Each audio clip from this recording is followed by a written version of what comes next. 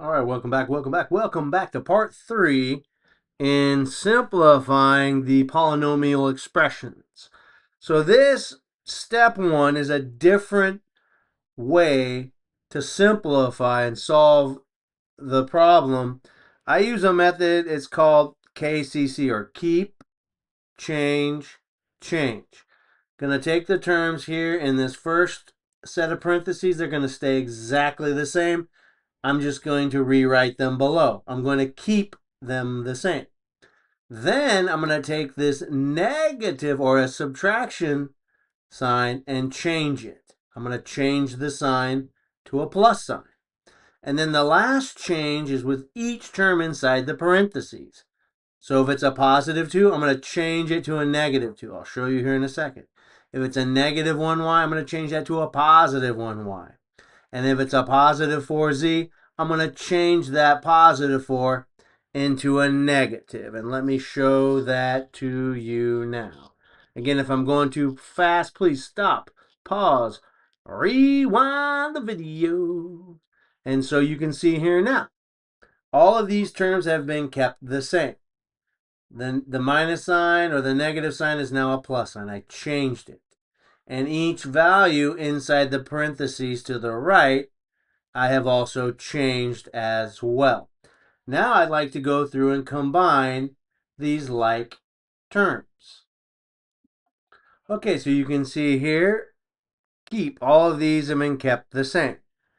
The sign was changed from a minus to a plus, and each term changed to its opposite or the inverse. Positive 2 is a negative, negative y is a positive 4 is now a negative 4. Now I want to combine like terms. And in order for them to be like terms, they have to have the same letter, the same variable, and the same exponential power. Thankfully, all of these values are to the invisible 1 exponent. So 5x plus a negative 2x. Negative 3y plus a positive 1y. Positive 2z plus a negative 4z.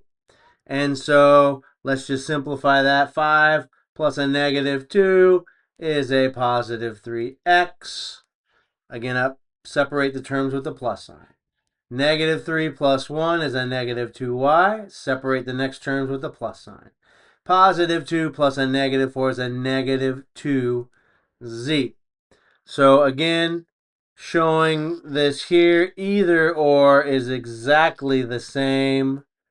You can see here, 3x plus a negative 2y plus a negative 2z is exactly the same as 3x minus 2y minus 2z.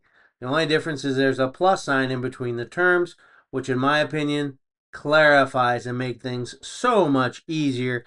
And if you watch my part 2 video, the answer is still D in using this particular method. Stick around. I'm going to show you some internet suggested searches for you to practice worksheets with answers.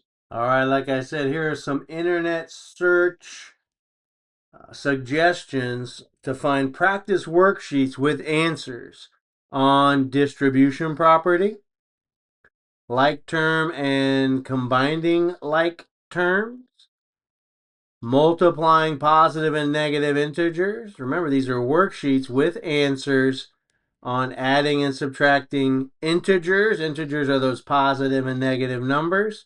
And again, you can watch my videos on invisible ones, like terms, adding and subtracting integers. They're all available for you. I have posted those in previous posts. These will be super helpful for you, especially if you're a beginner learning about mathematics. Remember, math is easy. Take it step by step. Thank you for joining me. Please like, follow, share, subscribe. Help me to help others in passing the standardized math assessments to earn your general education diploma. Thank you again.